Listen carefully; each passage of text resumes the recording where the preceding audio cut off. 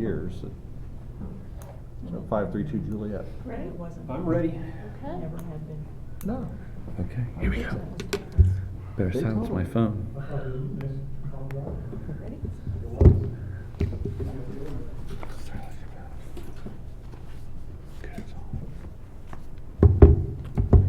want to call the meeting? Call the meeting to order, please. Do roll. Roll. Mr. Acker? Here. Mr. Gobb? Here? Mr. Lewis? Here. Mr. Smith? Here. Councilman Rohr? Here.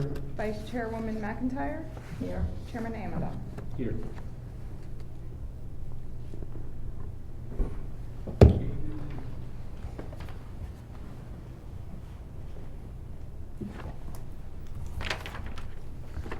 Approval of the motion summary for the airport commission held on October 18th, 2018, as recorded and transcribed. Motion to approve. Second. All in favor? Or do we call the roll? You can do either. Call the roll.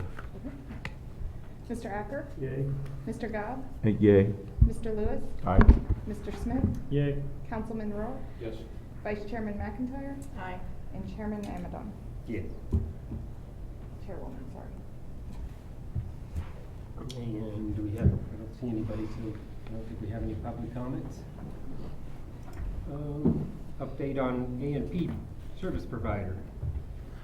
I'll take that, Mr. Chair. Okay. Okay, I think the commission's aware, we went through an RFP process later last year, looking to renew long-term agreement with the A&P service provider out there, Shamrock being the provider at the time. Both Shamrock and Spirit submitted RFPs, and we evaluated them and determined at the time that Shamrock was the best, most responsive provider. So sometime around Christmas, New Year's, we started entering negotiations with Shamrock to enter into that long-term lease agreement. Around March, we were notified by Shamrock through their attorney that they, in fact, did not want to enter into a long-term lease to be the A&P provider out at the airport. So we met with them, talked with them. They indicated some issues regarding their business plan, difficulties in getting help, and escalating costs of providing service. And again, indicated that they weren't going to do a long-term service agreement with the city. So we also then at that point advised by our attorney to reach out to Spirit as the second and had a long talk with them, and they too said they're not interested in using the building or being a long-term A&P provider at Delaware. So we do know that Shamrock, Joe and I have had some conversations, perhaps Kevin, that Shane Young is working some other agreements where he may be working underneath Core for some time at the airport. Shamrock will no longer exist as Shamrock at the airport, but Shane Young may still be there providing some A&P services, inspection services at the airport. We're not exactly sure of that arrangement. We did have Core in, 3 weeks ago. Yep, and talked to them a little bit about the plan is. It was not definitive at the time. They had no strict business arrangement. Our opinion was, well, we don't want to discourage that if there's some arrangement that might benefit Shamrock and benefit the tenants of the airport to be able to maintain some level of A&P services there. But at this point, because both respondents to the RFP have opted not to enter into a long-term lease agreement, we wanted to bring that issue before the commission tonight and basically ask you for some advice, for some direction. We could one, go out for just a generic RFP again and try to get some responses, but it's difficult getting to the folks who may be interested. We could do a more targeted approach where we send information about our airport, our flights, the makeup of aircraft, specifically to A&P providers across the state, with a letter inviting them to consider providing service and inviting them to come in and talk to the city, as opposed to just a generic posting. But we really want to understand how aggressive we want to be with this from the airport, from the commission's point of view, from the airport tenant's point of view, of being able to backfill a full-time or nearly full-time provider out there. Because at this time, at best, we have what looks like a part-time Is provider. Core going to use the same building that Shamrock's been using? No, our building will be, the city's maintenance building will be vacant. There's no agreement at this point. And in order to attract somebody else, we need to have the building vacant. We have some maintenance work we want to do on the building as well. So at this point, Shamrock was going to move out by the end of April. They asked for an extension, so we gave them to the end of May to finish their operations, finish their obligations, their work obligations on several tenant aircraft, at which time they're going to move their equipment, at least last conversation we had, they're going to move it over either off premises or at core. And that's all we really know regarding. So that's a their operation. firm thing, that's. From as far as we know right now, both RP respondents have firmly said they do not want to enter in for different reasons too. Shamrock is because business-wise, it's difficult for them financially to continue the business. And on Spirit side, it wasn't really their primary interest to come and be a full-time A&P provider at Delaware. So I think it's firm enough that we need to we're presenting this and we want some feeling for the action from this commission as to what you'd like to see staff to do in terms of providing A&P services at the airport into the future. I think we probably have to have that, so it sounds, my opinion is it sounds fairly urgent. So, as I was reading through, trying to get some of the, trying to update myself on the minimum standards and such, I saw in here, I can't remember exactly where it was, I think it was in section 9 of the minimum standards, where anybody who works on the field has to be registered with the Delaware Airport owners. What, is there anything, I mean, is that going on today, or can it go on? Somebody that wants to work, an A&P that wants to work on an airplane in somebody's T hangar, is that frowned upon, or is it encouraged, or? Double-edged sword, because per the FAA T hangar regulations and our grant assurances, that's not supposed to occur in the T hangars. But it is something, as far as oil changes, stuff of that nature, that, enter situations where you're looking to repair your commit, get your plane fixed, or somebody from there doing it. So, we have allowed some people to come and work on the planes, basically, we're not looking at going and doing engine overhaul, stuff of that nature, but, you gotta be cognizant of the people that are there too, and they have to be able to get their plane from point A to point B and operate it. But we do have a business registration of, I think it's $25. You want to be insured, of course, for liability reasons. So, we have worked with other individuals, but the T hangars themselves, even in the grant assurances, are not designed for mechanic hangars, maintenance hangars. Well, as I was reading here, it says an emergency repair may be done.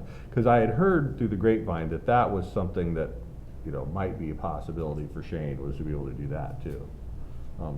We have some tents that use and have used before this mechanics off field, and they will come they have an issue that they want to make sure their plane is safe to fly. Just not an annual or though. something. Yeah, and they have filled out the business registration, provided us a copy of insurance. They're not trying to take business from the on-field mechanics. They're not trying to work out of T hangars. They just have, I guess, what would be deemed an emergency situation, and that has gone on.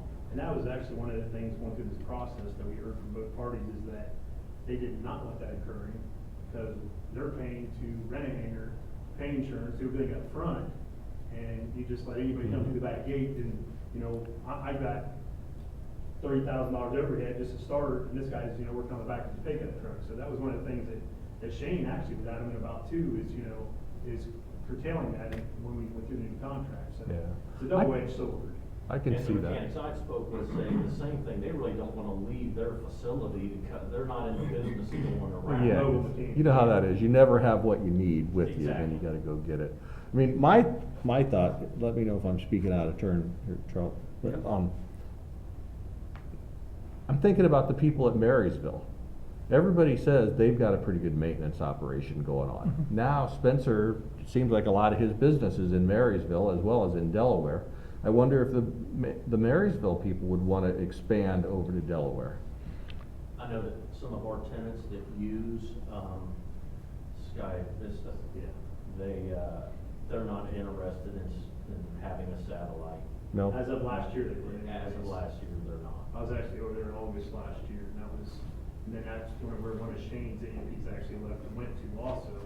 And then talking with Mike Spencer through this process, he said in the last 10 years that basically your local AMPs, which goes with what Shane says, there used to be 360 of them, now there's 275 of them. That's the downturn in the industry.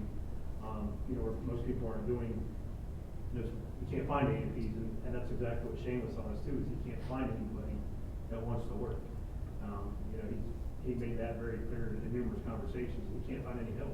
And that's, hard for him to keep going, so. And I think that's largely, we've had that confirmed both through our consultants as well, that the mom and pop call it AMP providers out there are just really struggling getting qualified mechanics because the large airline industry is pretty well gobbling up anyone who is qualified on their side, and they can outpay far more than the small field shops can. So I can understand where Shamrock was having their difficulty, and as well others too. But again, talking to our consultant, they said don't throw the towel in by any means. We have a vibrant, well-known airport with great pavement, a lot of facility in the state, and there may be somebody else out there who may want to expand, have a satellite, or maybe even relocate to a much larger facility. So one of the concepts is to put together a pretty targeted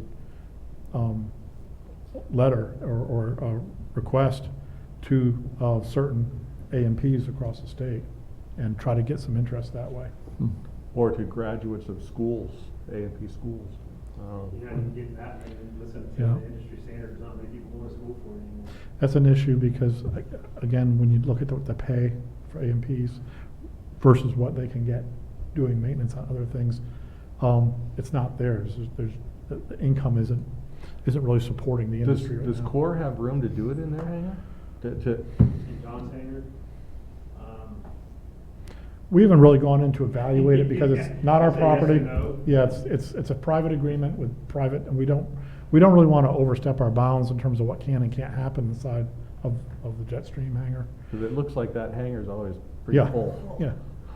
So, at this point, our approach is if there is an agreement or arrangement that allows Mr. Young to stay on at DLZ and continue to help out our tenants in need, that we're not opposed to that. And at the same time, we want to have a good approach to, if it's the wish of this commission, and I'm sure it is of our council and staff, that we should have a full-time quality AMP out there, then we should probably be aggressive in trying to find that.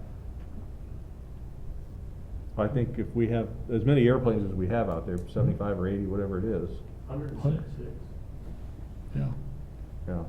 I don't think it's gonna be very convenient for the tenants if there's not somebody there that can help them with jump starts and flat tires and annuals and all the other things you gotta do. Agreed. Okay. We are also, if you happen to be brainstorming yourself or over the weekend, think of something, or you mentioned Sky Vista, but anything else as your pilots and fly around, there may be someone let us know. Let Kevin know or let Joe know so we can be aggressive and really reach out to a lot more folks than just the RFP process that we already went through did. Well, if we would hear of somebody or be talking to someone, what should we tell them that they'd be allowed to do or invited to do? Do they have to do an RFP? No, at this point, our attorney said because we did go through the process and we had multiple folks, neither one, that we're open to alternate approaches, and certainly entering into an agreement now with an interested party is something we can do. It's something to negotiate the terms of the lease, but we have a lease that says here's what the costs are, here's what the facility is. So we do have a facility, we want to package all that in some form of information that we can talk about our airport, our pavement, the size of the facility, the support, number of tenants, types of aircraft, and try to gain the interest by giving them all that information. So yes, we can say, if you're interested, please contact us, we definitely want to talk to you. I have a question. Yeah. The long-term lease agreement, Yes. would that be a long-term lease agreement that you could not raise the rent on until the lease was up? Or would the long-term lease agreement be a long-term lease agreement which the city would have the option of raising the rent on after a year or two? Yeah, I think the goal was to have a factor in there that increases it with a maximum percent per See, year. that's gonna Yeah. hold you back. Yeah, I'm telling you, from a business standpoint, in their long-term program and their business plan, they wanna be able to plan that for the next 5 years, this is what I gotta pay for rent. And if we have something in there that says, after 2 years, we can look at it and raise it, I wouldn't agree completely. I mean, that's my business, is renting out buildings and such. Well, I do And we too. have, almost all of our leases have an escalation in them. I think the concern that I heard anyway was that you don't know what it's gonna be. As long as it's spelled out at the beginning and both parties agree to it on the lease, you know, is then the they. option there to reduce the lease if he's not making money? Or is it always there to raise the lease? It's the It's- difference with your T hangers, if you look at those, your individual T hangers are the same thing. Those could go up 2%. 2%, 3%. I mean, they haven't went up, actually, what was scheduled, you know, when it took, 8, 9 years ago, and they were talking about an increase every year, and I think it's probably been on average once every 4 years. So it's the same thing, I mean, those are gonna increase. The cost increase, electric increase, everything increases. You could And I think tie- that was part of the business plan too, that Bill was talking about next. You could also consider tying it to an index, consumer price index, Mhm. or, CFI or. you The know. ones that I do, always have a fixed increase. It may not be every year, it may be every 2 years, but it is in there, it's fixed, and both parties have to agree to it. I have heard of some that are not the leases that I do, but in some businesses, restaurants and such, I think predominantly, where it's based on the gross income, the sales. But that would require whoever did it having to open up their books, and most people Yeah. Right. are kind of leery about doing that. That was one thing that they didn't want us to do in the beginning of the RFP. They didn't want to have to open their books, so that. Right. And I understand it, I mean. But you're looking at a small business. right. Correct. Small businesses really aren't into that escalation thing.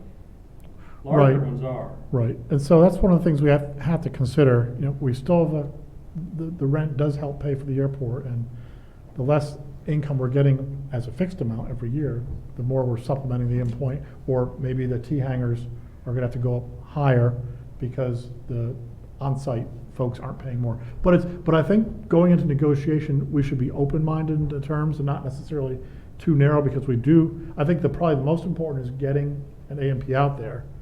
And the exact terms of the agreement, I think we should be flexible with and not be too rigid. Because I think more important is servicing our tenants than And necessarily and the. It's also more important to be taking in something than to be taking in nothing. Right, I mean, I look at businesses in downtown Delaware, some of the storefronts stay empty for several years before they're filled. How much revenue is lost? Mhm. And so as I don't know if I'm the only non-pilot here, but how much, that's right, all right, so we got the non-flying block. Oh, I gotta write that down.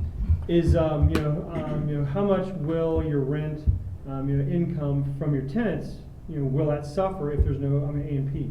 A lot. So I think it's something just to. Wait, what was your question again? Will people move their planes to somewhere else if there's no full-time, A&P there? Over If they're time, inconvenienced very many times, they will. They will. They'll look at it. Over time, yeah. Over time. You still have to maintain service before being on the field and if Shane gets to work for Ford. Okay. Right. So you have to keep that in mind also. Right. Yeah, Core's always so busy though, they're out months. Yeah. That's what we've heard, and then we've also heard that a couple people approached them here recently, they've opened right up to help them out, so. Right. And we also know the majority of tenants used off-field services at their preference anyway, so I don't think it's gonna be suddenly everyone's gonna leave because there's not a full-time shop with a sign there. We definitely wanna try to keep some of the backdoor services there so they can still get, like you said, a tire fixed or minor issues repaired. But ultimately, the goal of airport, as vibrant as DLZ, should be to have these types of services on the field. How many airplanes are on the field? 104, 106, and that includes the planes in the jet stream hangar. So there's 100 annuals a year that have to be done somewhere. Mhm. Correct. Right. So you are able to I don't know send about out that. a letter to specific people? We've already worked with our business plan consultant that's pretty well targeted. I want to say probably about 30 or 40 AMPs across the state that would be that we want to sit down and say, well, if we could pick the 20 top ones, we want to write something very specific to them, get it underneath their nose, and say, here's an opportunity. Not so much say, we want you to submit an RFP. We want to say there's an opportunity in Delaware now. We got a building, we got 100 tenants. Like you said, we have these mix of aircraft for immediate service. Are you interested? Come talk to us. One of the things that we have to offer sometimes to get tenants in our particularly new buildings is a period of free rent. I'm thinking out loud here, of things that you can tell somebody that is gonna make them pull up roots and, move their family and their, or, in, like what you're talking about, they always wanna know what their future is. So maybe we do escalated rent sometimes. Maybe you give them 3 months free rent, and then it's a discounted rent, and then you kind of backload it a little bit more to let them get their business going. You can't do that legally on the FAA side of it. You can't give away free ground rent. We need to charge at least what the value of the facility is. Yeah, I'm just saying you can't go Right. free, you can't give anything away. That's directly to the FAA on the grant insurance and stuff. And we've done that on the land leases, trying to bring people in. But it doesn't mean there's not creative terms Correct. that we can come up with to make it attractive to somebody. Because we understand if someone's coming from Ashtabula down here, there's a big expense in trying to start a business or expand a business. And we want to be as open as we possibly can without losing any of our FAA endorsements. for the franchises. I know Rick Oakes was really excited I know. about moving to Delaware. Yeah.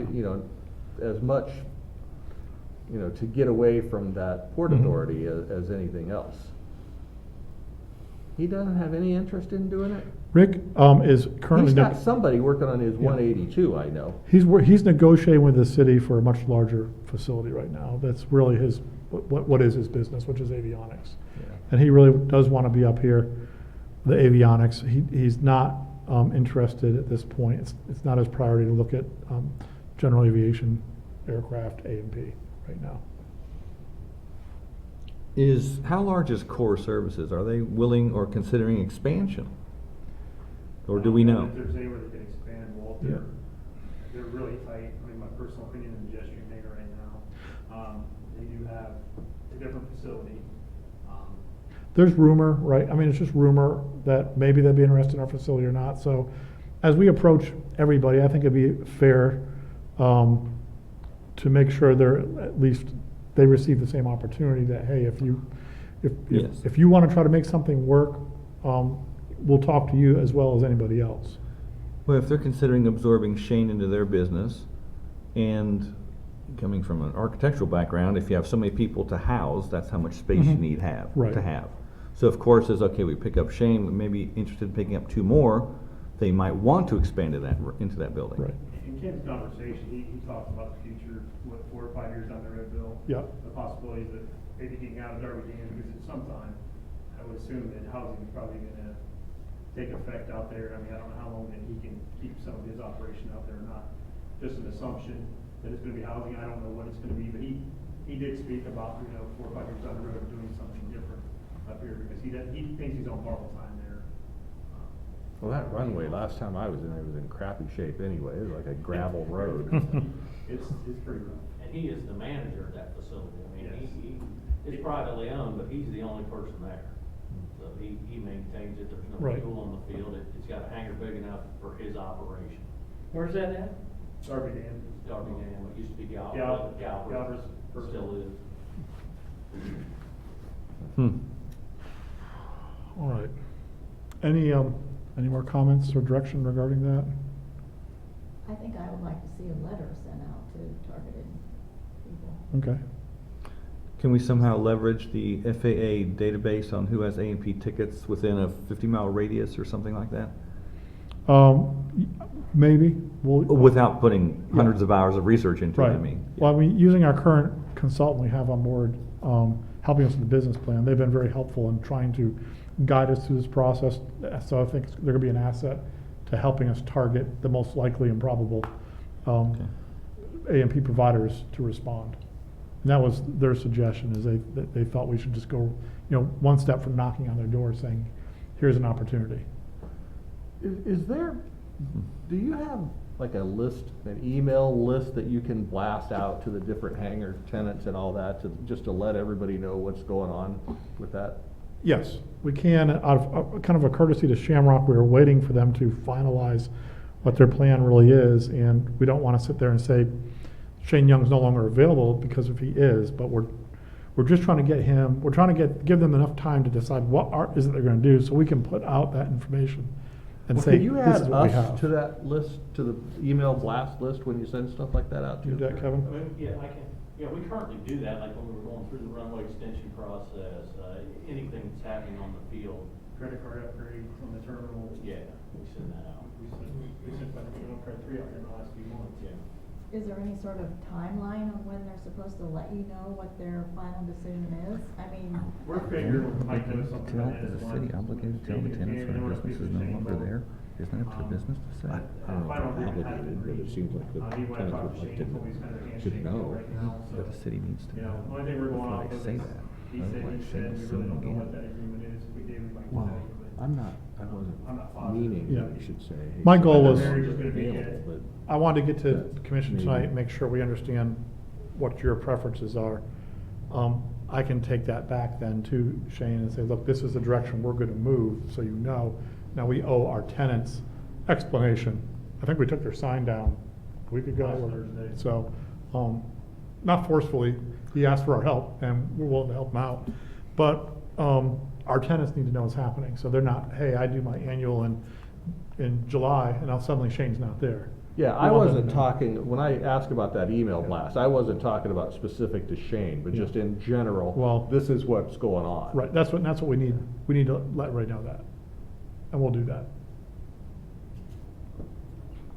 Besides brainstorming names tonight or thinking about companies to send it to, is there any role that you need us to play to help you to attract someone? Do we need to say something like, in conjunction with the airport commission, we invite you to come talk to, does that help? Well, we can Or does that certainly- not help? We can certainly use the commission's, presence and title to say the airport commission along with the city of Delaware invites you to consider services here. Because it sounds like we have the full endorsement of the legislative recommendation I don't speak for body. the rest of the commission, but is that something? Yeah. Especially if it's unanimous, because it's great to be able to say those types of things. If anything, it's window dressing on a letter, but it makes someone to understand that, hey, everyone's behind the city staff, the airport commission is inviting you to take interest. And it possible that you may want to have either council representative or airport commission representative be part of those discussions and negotiations as well. What's the hangar rent for now? Well, the last rent was $654, is that right? 650 was off the top Six, of my yeah, head. about that. Which is- That's the rent that's been out there for a while. It's For sure. substantially below rents in other It's places, low. but our hangar condition is substantially below the condition of, for example, Marysville hangar is beautiful. Yeah. And our hangar was built in 1950 something And I believe and it moved was across the actually- field. It was actually higher than that before Shane took over. I think when Walt was out there, it was 700 or 750, so. If we did something to upgrade the hangar, would that entice more people to maybe come and look? If I'm gonna move into a building as a Yeah. business, I don't wanna move into something I have to renovate to start with. I wanna move into something that's halfway done. Yeah. I think it's around 5,800 square foot, so, I know if you look at your stores and everything else, I don't think it's a huge, but we are looking at adding a bathroom right now. There's gonna have to be some insulation, painting, some other stuff that we're holding on to. I've been working with Shane for the last probably 2-3 months. And he told us we could start 2 weeks ago, but we're just trying to stay out of his way, but he had some things he wanted to get wrapped up so we can get moved, so. It's a valid point. I mean, it's a 65, 70-year-old facility. Yeah. It's not the greatest building. We gotta work on the roof again, add restroom facilities, do some maintenance and repair inside, replace the main door on the thing, so, we're not showing somebody a brand-new facility, come here. But what we do show them is our airport and that's a full airport, our T hangars are full, we have a lot of planes there. And so there's work and money to be made there, and I think that's probably most important. Are the utilities separate too, or does that include utilities in there? Separate. They're separate? Mhm. Yep.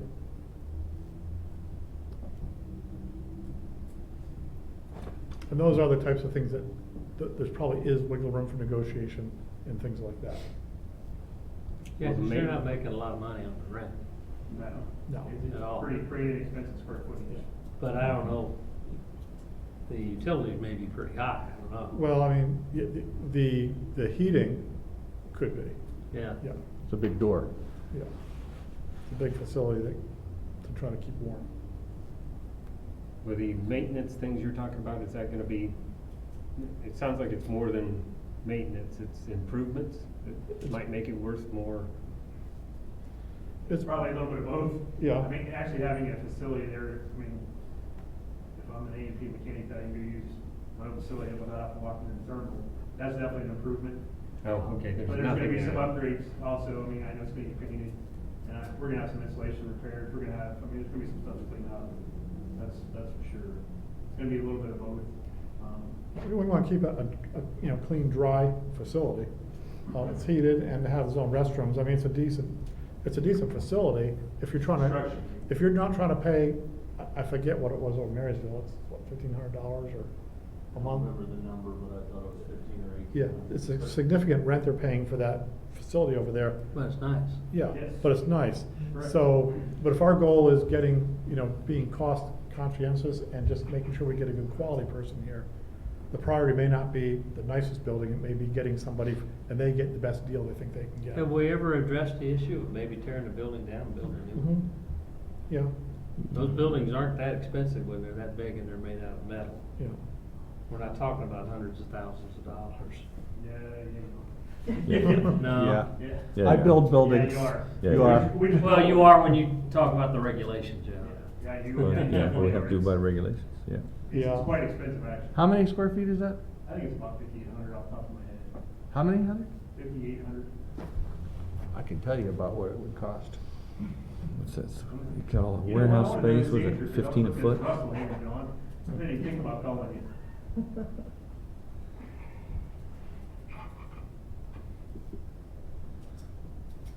It's already got utilities to it. Yep. Yep, Mhm. Ample electrical service, 300 amp or more. I don't know what acreage is, to be truthfully Okay. honest. You'd probably be looking at $500,000.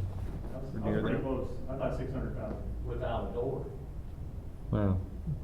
Yeah, that's true. That doesn't include a hangar door. That's I guess just it was 600. a drive-in door. Yeah. so that's, from our perspective, that's, that's $600 or $700 a month, that's not even gonna pay our cost. No. to- And if the city improves it and says, okay, now it's worth 1,500 a month, well, if the shop that's in there can't afford $650, they're not gonna afford. Right. Well, I don't think you're gonna improve it to the $1,500. Well, granted, but No. you understand the point, yeah. No. Uh, Oh, yeah. Yeah. It's a lot nicer. So I mean, that's basically the update we have on that, and, what we can do is draft a letter and circulate it to the commission too, to see if you have any suggestions on that. Has everybody here seen the hangar? I have. Inside? Mm-hmm. Yep. I've walked it with been airport in it. staff. I was out there Couple one times. day. and we Couple hundred had- times I I've think been we in had it. Most of them. I mean, the big things is, does the roof leak? Is there ample electrical service? Reasonable lighting? I mean, it's a shop. Right. So, I mean, at OSU, they have the large salamander heaters that are overhead, driven by propane or natural gas, and, Radiant. yes, correct, radiant, and, It's got radiant heating, as I recall. yeah. And I mean, it's a shop. It's got high ceiling. High ceiling, where that's where all the heat goes, and they have a wood trusses up there and 2 inches of insulation. Yep. And in fairness, I mean, our current leasing process too is the tenant was responsible for the inside of the building. So, that's got its pros and its cons. So, in the current lease process that we have, Right. the new lease we were looking at, I don't think that was the fact. Yeah, cause you would never get anybody Right. to Right. lease that with the understanding that they are in charge of Right. updating It's the been inside. that way up till this, Right. Oh, I know. at least this I know. year. The new lease terms were that we should be responsible Right, for the for our inside. facility. That can be done too. Everything has a price. Yep. But Okay. I would focus on the building envelope and then take it from there. Thank you. Right, update on the airport strategic business plan. Yeah, good segue. We have just received what I call a preliminary draft from the consultant of the elements that should be included in the business plan. And it's not even into a form really to show anything significant yet. So we just want to update you where we are in the process. We're going to meet with the consultant again, probably early next week, and start talking about, let's refine these various elements and get a real draft of that business plan available for consumption of staff and for this commission. It's a pretty extensive outline of the types of things they have considered. Everything from fuel pricing to facilities, staffing, how to attract larger service providers out there, conditions of facilities. So they looked at an awful lot of things, our rules, operating standards. They went through about everything we asked them to look through. So we've got to get that packaged into a document that has a set of recommendations that we can say, let's prioritize these things and start knocking them off, or at least the plan will tell us how to do that. And if ultimately our decision as a community is, let's exercise this and make the airport bigger and get these new types of tenants, we'll have a feeling for what all is going to be required in order to do that. What did you say? You want larger operators out there? If Look we at want that. larger operators, What, define an operator? like a Spirit Aviation, like that type of operator, someone who may build 20,000 square feet. You're talking about a service, not Yeah. an FBO. Correct. But FBO was part of the discussion too, is does that make sense or not to have an FBO over the airport? You There have was, to turn over fuel if you do that. there was, yeah, well, it depends on the FBO, but someone may come in for parts, some may want the entire operation, including fuel. So we don't want to rule anything out. We feel we do a pretty good job at the airport, but in the future, if aviation goes that direction, this is the only way you can maintain a field, then we shouldn't discount it. It may not be something, maybe in the next 10 years that we're ready for, but it may be something down the road that we should be looking at. And that's the reason why we have outside entities who work nationally and even internationally in aviation, because they tell us the trends for airports our size of the things we should be looking at to make sure we stay viable. Because what we ultimately don't want to do is have a no-growth airport, but our costs increase, which means our current tenants just pay more and more and more, and they're getting the same service. That's not necessarily the best plan. You're landlocked on 3 sides. Mhm. Do you realize that the only open side is now for sale for 1.7 million on Airport Road, the farm? Yeah, Yeah. yeah. And if it sells for 1.7 million, I'm assuming the only person that's gonna pay that much money is gonna be a developer. Yeah, I own part of that land over on the other side. yeah. But there's no through the fence operation that I've been able to convince anybody to go with. Right. Now, we do have property on the west side, it's developable property, that we could put some substantial hangar space, and we can go east of our facilities too. So based on the consumption of property over the past 25 years since I've been with the city, we've got 50 years of property there. So the issue always is, there's not pavement in front of these, there's not apron in front of these properties. That's always the difficult thing, is building that expensive apron in order to service a facility, and it will continue to be our issue. On the south side, one of the biggest issues is we don't have taxiway on the south side property. So even if we could absorb that property or some of it, the ability to build taxiway on the south side of the runway, again, it's an insurmountable cost. That's the difficulty, and FAA won't allow people just to cross over the runway to get to a taxiway. So we got some difficulties there. But there is space to grow. I want to make that. But I would love to have a through the fence operation on the other side there of some sort. Yeah. But, so Browning said, I won't tell you what he said. We're a mixed company here. So I wish I could actually have something to actually give you on it, but I want to say we're 2/3 of the way through the process now. We've got a lot of information, a lot of input, and we're trying to package it now into something that gives us a little bit of direction. you have a gut for which way they're leaning, what they're gonna say? I think what they're gonna basically tell us is there's room for larger operations there, but there's gonna be a lot of cost. So we're gonna have to make a decision. As a city, community, do we wanna invest with the hopes of these things happening? Has there been any more discussion with the county? At one point, the city essentially wanted to give the airport to the county. And Yeah. the county said, thanks, but no thanks. I believe the city manager just, within the past year, just, talked lightly about the concept and the interest. I think the county's got so many large issues right now that taking over an airport, that, at least right now, costs money as opposed to makes money, is probably not that attractive to them. But last time I saw the figures, it was like $100,000 a year Mhm. underwater, maybe, something Right. like that. Right, that's why a bit, taking risk in a business plan might be worth it, because it might get us out of that situation where it's at least neutral, if not generating revenue. That makes, if we can generate revenue, then we can work with potential new tenants who need us to do something, and we have a revenue source to do that. Versus right now, revenue source basically right now is FAA funds in order to take care of our pavement, and that's what fundamentally we've been putting almost all of our resources, is to making sure at least our pavement and the facilities that support the pavement are in decent shape.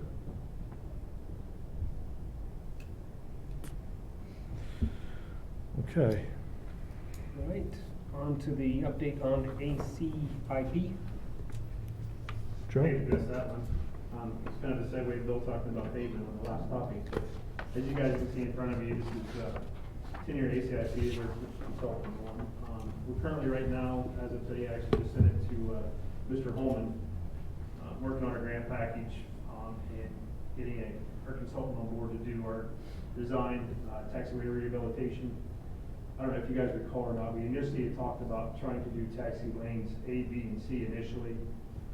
Going back, we'd have to do 2 designs, 2 asphalt beds, everything else. So what we've done is kind of, if you look through the process here, is Bill came up with the idea of rolling them all together. If we do one lump sum package, the cost savings would definitely be a lot better than trying to portion it out.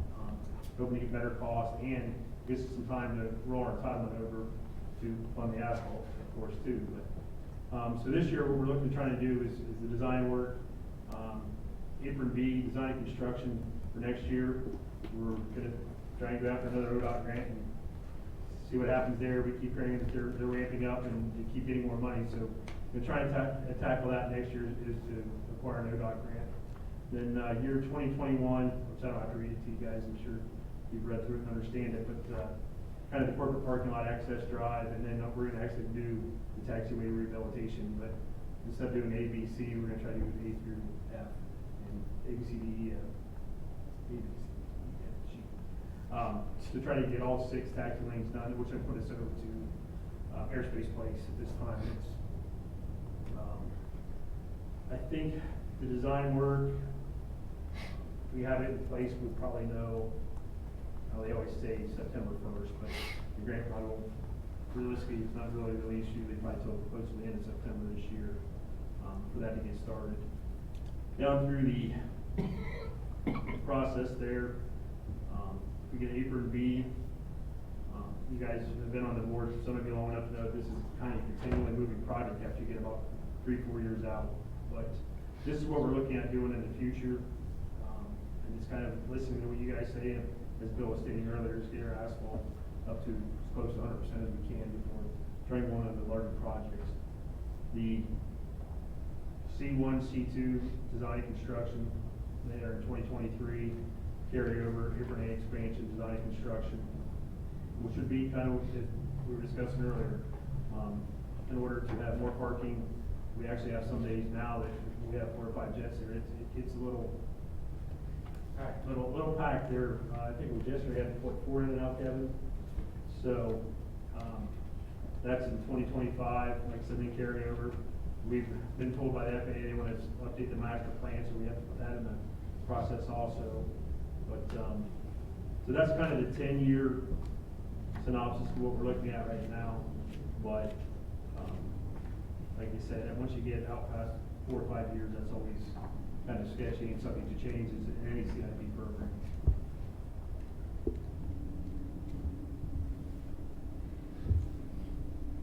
So really our focus is pavement still.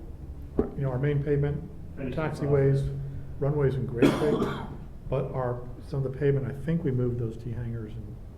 Well, I don't see anything on here about hangar C, the roof. That's What kind of- that's in the operations. Yeah, that's in our operations budget. Yeah. We did, that's what we're gonna try and do in our budget process at the end of the year, is go to CA and start, try to keep that process going if it's, ordered by council like it was this year. As you guys know, we got B done this year, then of course, we just got the, terminal upgraded, what was that, Kevin, about a month ago now? Credit card reader, fuel terminal. So, yeah, we've actually got a few things accomplished this year so far, but, we did have one hiccup, on the fuel terminal a couple weeks after it was installed. Board went out, they had to overnight error us one, that's where, we're talking about blasting emails, we sent that out to everybody that day, but luckily now we have the fuel truck, so it wasn't really that big a deal, we could still fuel people, if anybody needed anything after hours, they could just call us and we were coming in, so. Actually, I asked Jason to stay till dark, just to make sure if anybody was on the field didn't know about it, if they needed fuel, so. But, yeah, that's part of the budget process. Yeah, generally the capital process, these same projects are in a 5-year CIP with the city. Those are for real large scale expenses and 100,000, 200,000 or larger. Smaller expenses like $10,000 roof or fuel systems, generally reserved for a capital line item of your annual operations budget.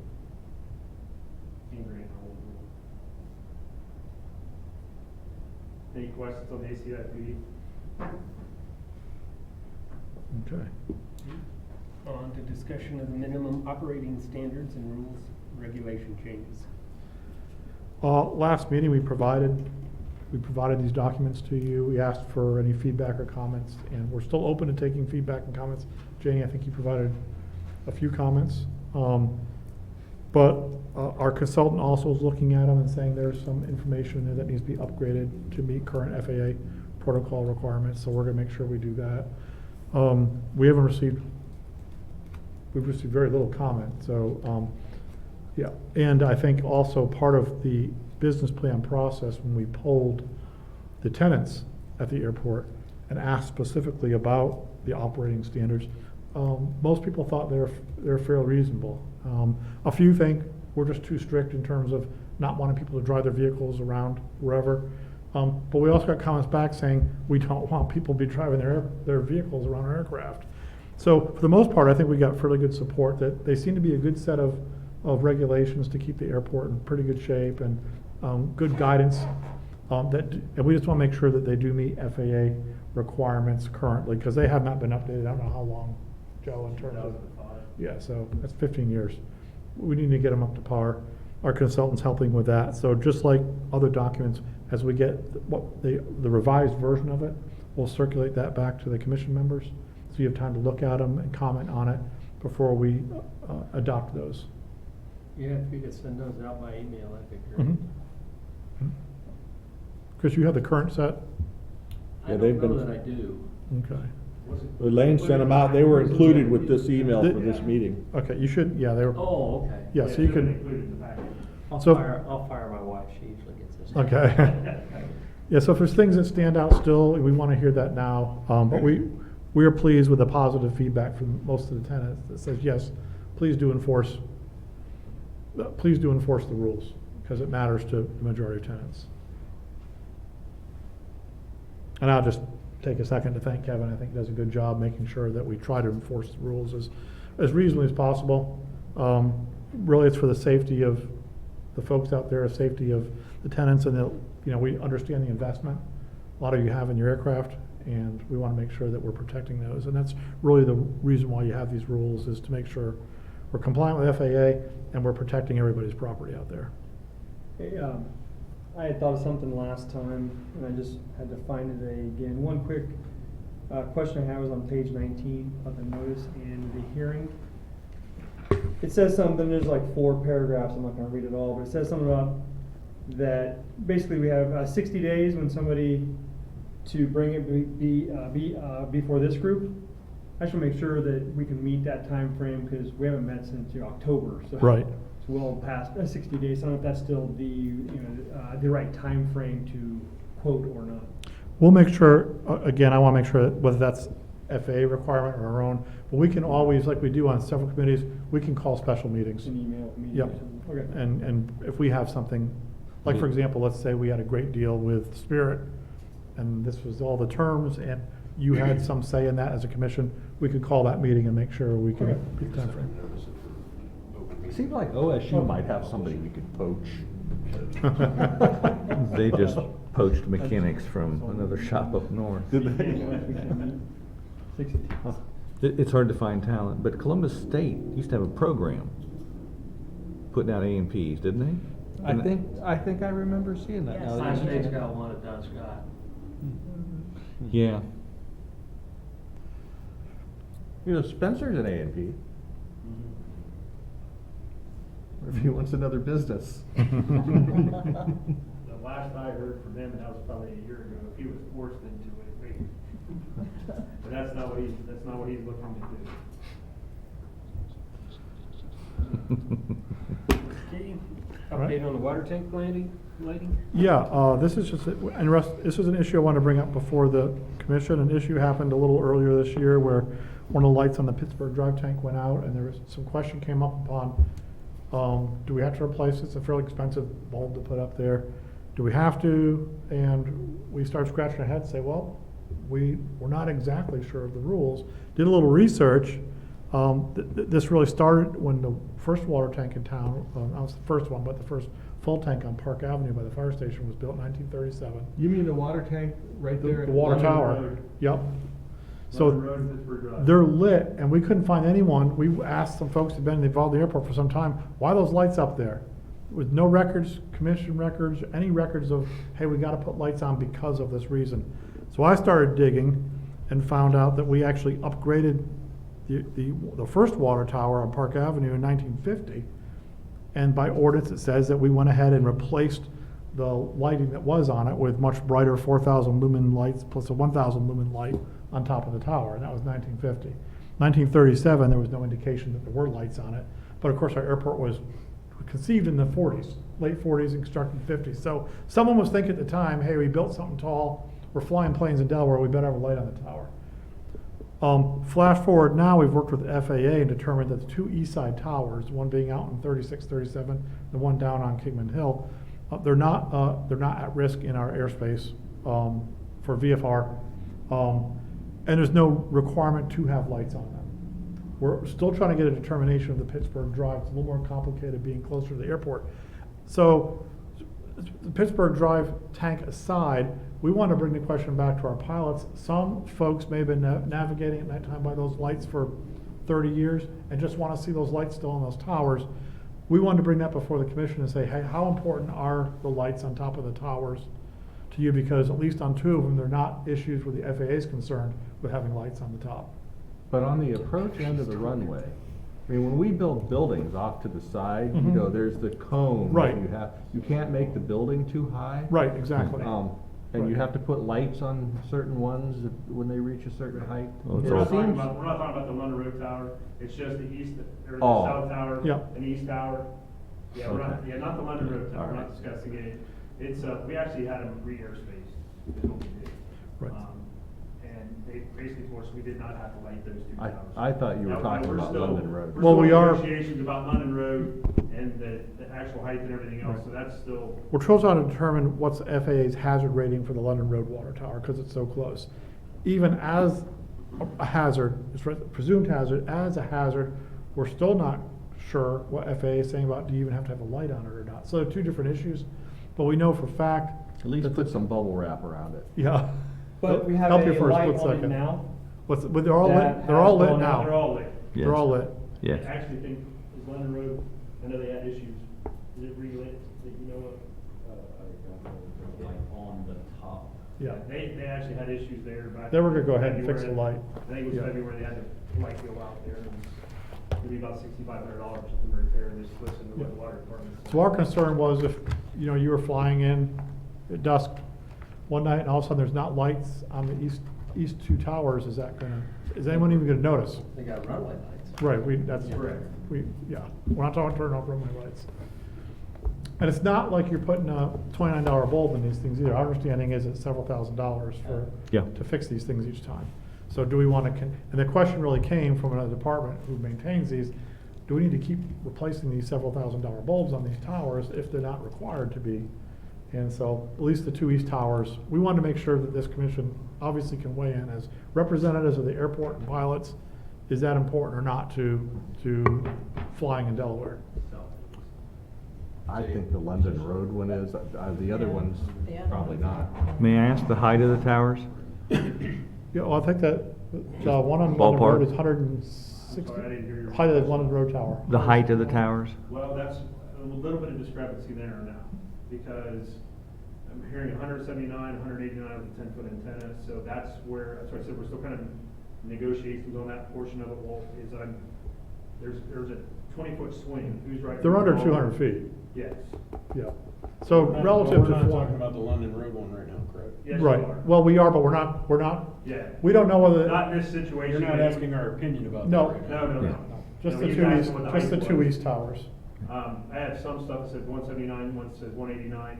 I don't know if they're getting the 10-foot antenna mixed up on the top, railing, what, so this is all we just actually got this portion of it back, I think, yesterday. And that's where I started reading into it today, and I'm like, well, we've got discrepancies here on what the height actually is. And just for clarification, the actual height of the tower really has nothing to do with lighting the tower. It's to determine whether or not it's a hazard for VFR per FAA. Which is- Once we determine whether it is or is not a hazard, we need to determine, well, if it is a hazard, what are the requirements that we have to do to protect that tank? Obviously, it's gonna appear in all aviation. Protect the tank? So, I'm sorry? Is that what I heard? You wanna protect the tank? No, protect, flight, protect the tank in terms of lighting it from pilots. They should not be flying that low. Well, they don't generally on purpose. Yes. But. You can weld a patch on the tank, right? So I can't, of course, speak for the navigational aid part of it or what a pilot sees or not, but I'm sitting here going, are we really talking about taking a light off, of a tower, and the minutes from this meeting will be dug up when the dispatch comes to look at why a plane hit the thing. Mhm. I mean, that, that's what's going through my mind is, Yeah, but if Would we it's not actually an take it FAA off? requirement, Correct. If a plane hits one of those towers, is it making serious flight? how far off the final Yes. approach Yeah, path I mean, are how you to hit close the is tower? it? If you're that Right. low. Yes. Huge. Okay, so. Something. But when you it's have not a like light- just Accidentally No. under. But when you have a light and you remove a light, do you enhance the hazard? Correct. That's what they're gonna ask. That's our question. If you're enhancing a hazard by taking a light off of it, and I'm not an attorney, but I'm sure an attorney would argue that point. Yeah, he'd still have an argument if the FAA said it wasn't required. True, true. I mean, we could light up everything out there. But I think what I'm saying though is we're taking a decision to remove one, not like we're talking about going to like add ones to things that we just think about. But I think it's a different decision, a process to actively take something off. Are you asking to remove it or just Yeah. let it burn out and not replace it? It's already burned out, isn't it? Right. Well, that was the London Road tower. That's the London Road that you had. The other ones Yeah. are working. Yeah. So there is, Discussing Not that. working yeah. anyway. So we are asking, what's the wish of the commission? Not that it has to lie only on your shoulders. We can certainly say, this FAA document says you do not have to light your towers. Now, in court, that completely. Is it in the VFR supplement that the tower is located there and to be, They're fine. you're fine? Yep. Yes. They're fine height-wise. Yeah, On the east tower and the south tower, you're fine. yeah. I think just in the interest of safety, it needs to be lit, The London Road. Yes. Because if We're not you're on talking a, London Road. We're not. But you're saying if it, Whatever they say, whatever the height is, that even if it's below 200 feet, I still think that it needs you'd like to see the stay light there. on London. London Road? Yeah. Oh, I don't disagree. Yeah. But I think what we were discussing were the other two. Oh, I thought The we had Cheshire- already decided No, that. the Cheshire and the east side tower. Okay, I thought we had already decided that Yeah. those weren't necessary. I was just That's thinking what I was not confused. VFR, but on an instrument approach, somebody could accidentally come down to 200 feet. Well, that is your minimum here. Yeah, 250 or something like that. And if you bust the minimums a little bit, you might knock your light off that tower. You know, right now, what I'm understanding is that the intended top with the sway on it, it would be 189, 199, in that range. But yeah, that's the line the roads are. I thought we were just discussing the other two towers, whether they thought they needed to be lit or not. We don't care about those other two. Okay. Elaine, for a point of, because we are talking about the two east towers and journalizing, do we need to have a motion or? I always think a motion makes it all the clearer. Yeah. Just in my opinion. So we're talking for the tower on Kingman Hill and the tower out in 36 East. If it's the wish of the commission to, someone have a motion to remove or no longer continue to light those two towers, with the lighting on the top. What was it, Kingman Hill and what? Kingman Hill and the one on 36, Oh, US by the 36, point. 37. Bowling And- alley. Bowling alley. Yep. And what were the costs involved in? Several $1,000s per bulb. But Not they per- are currently, they are lit just fine. So Yep. we'll be talking about actively going to take them down, or just let them burn out when. Take them down and use it to comes? fix the other Shut tower. them off. Parts, yeah. Let's just say it's to shut them off, whether they, Correct. yeah. So it's a definitive action that we're deciding we no longer need those for safety. And so that was, so whatever motion you would want to make though, someone can make a motion and then you can vote on that motion.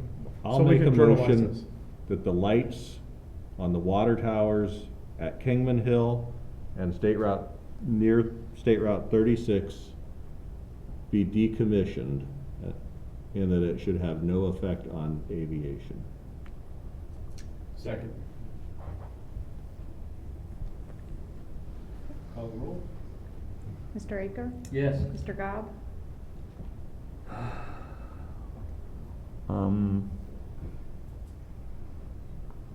I think I'll abstain on this one. Mr. Lewis? Aye. Mr. Smith?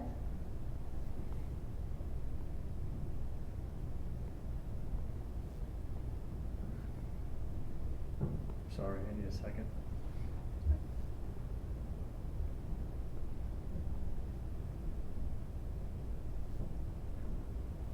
Elaine, if I could too, if you think you need more time to think about the issue and you want to talk to pilots or folks like that, I think, can you suspend the roll and bring the issue back at another We meeting? can withdraw the motion. We can draw the motion.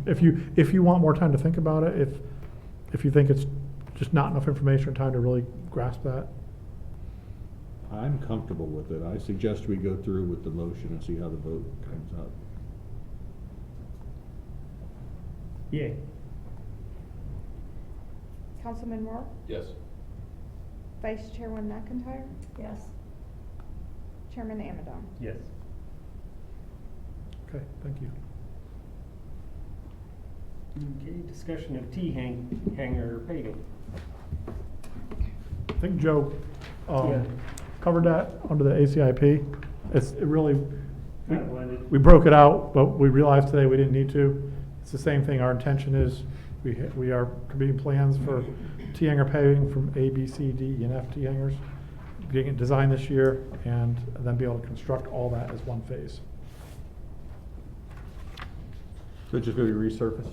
Yep, and try to do some drainage improvement too, a little bit, try to do some contouring. Yeah, get I the did drain a hear little better. something about some of the hangars, when there's a heavy rain, the water goes under the doors into the hangars.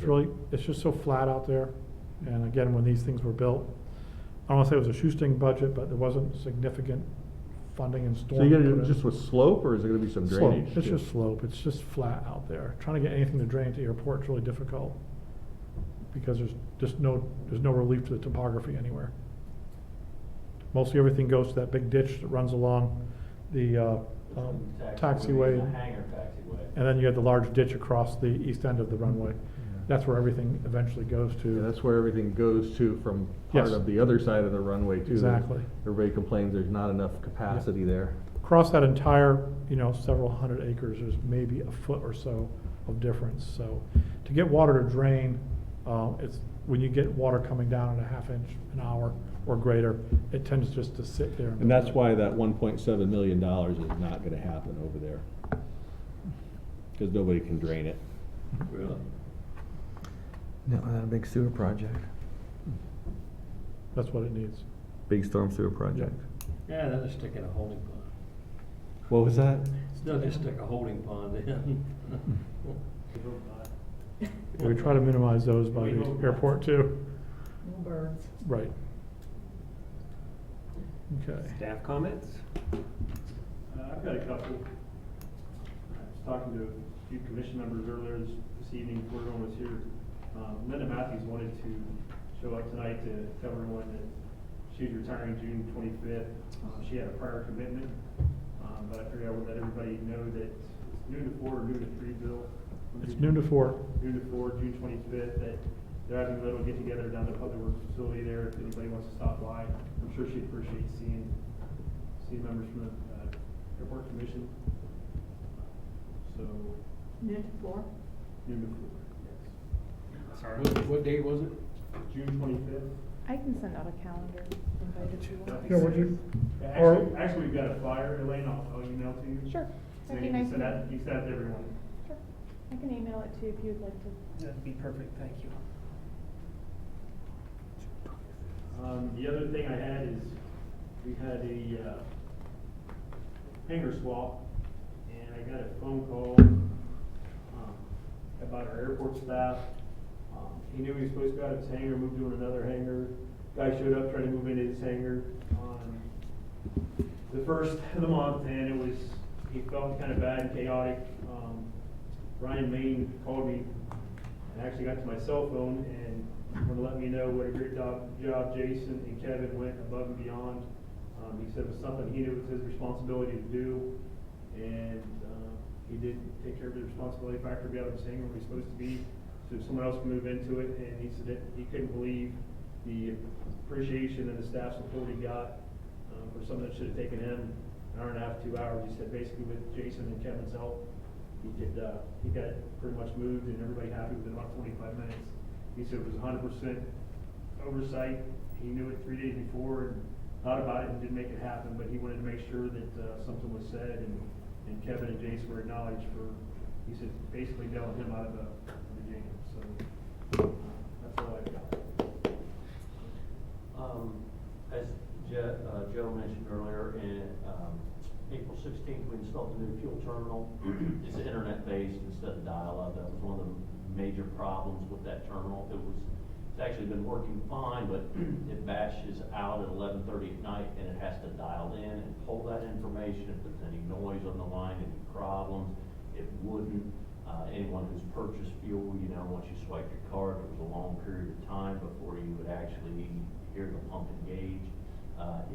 It's almost instantaneous now, and also all those transactions would be held until it batched out 11:30 at night. So you wouldn't see it in your bank statement for maybe several hours after that.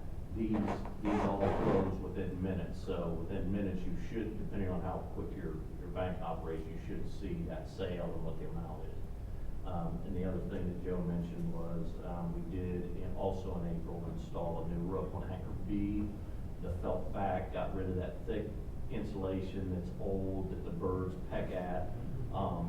It's gotten brittle over the years and hangs down and tends to say, is there anything you can do? And we found that really, we've tried to tape it, the tape doesn't stick to it. We usually end up just cutting that section out, and you know, that helps on what's falling and keeping the birds from, you know, wanting to make a nest out of that. But anyway, that's been installed. Haven't heard any complaints, any leaks that we did have in those hangars. It seems to have taken care of those. And as Joe said, we're hoping with approval next year, we'll do hangar C, because that is the next worst roof. We did B because it was the worst. And then lastly, hopefully the year after next, do hangar A. And that was about all I had.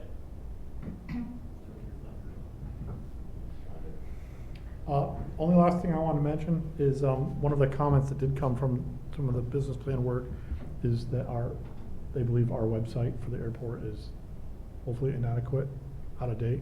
So if you would take the time to log on and get on, look at our airport website, and if there's things you think should be included in there, just let us know. Again, you can go back through Elaine or through Joe or Kevin. If you want to see things, an appearance for a website, but we want to make some upgrades and some changes to it and make sure it's serving not only our current tenants, but those who are interested in DLZ, maybe locating here, or maybe passing through the state and want to stop by. We want to make sure that the website's. Did really they say who reflecting. had a really good one? What airport had a really good one? No, they didn't, but you may know ones that do, and we're very open to making sure that we want to be reflective of the quality airport we really have. That's all I have. Is there one particular person that's responsible for it, or is it No. just kind of there and? No, we don't. We are hiring a second I don't know if all of you know Lee Yoakum, he's our PIO, and we're hiring additional staff to give more capacity to do these types of projects, which would call it kind of a special project to make sure that the different social medias and our advertisings are up to par and current with what other folks are doing. And Is somebody gonna work for Lee Yoakum, you mean? yeah, it'll be a position underneath him. So that'll just be requested, if you could take some time and let us know what you think about that. That's all I have. Member comments? I just have a question. Are there any community events that are scheduled, kind of like, it seemed like the Tri-Motor was a big hit. Do we have anything else in the pipeline over for this summer or next summer, or anything? The pancake breakfast and the Young Eagles in conjunction with the pancake breakfast, that starts this Saturday. Okay. They have extended the time on that. They're going to noon instead of 10.